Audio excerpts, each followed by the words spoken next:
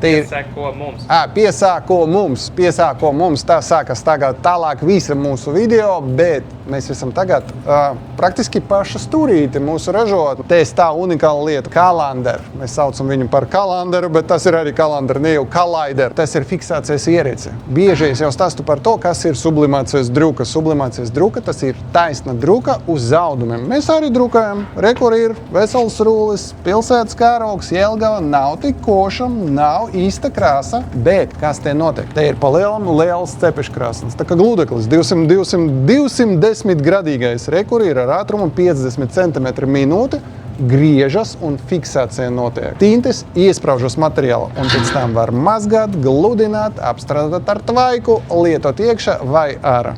Nāc tuvāk, skaties, kā izskatās gala rezultāts. Īstais karogs, zaļš ar sarkanu. Pirms fiksācijas tas ir pelēcīgs materiāls. Kāpēc tā? Tas ir zem temperatūras notiek. Tas ir tā magija, kuru mēs ticam, bet nezinām, kā paskaidrot. Tā ražojas karogi Mixmax.lv.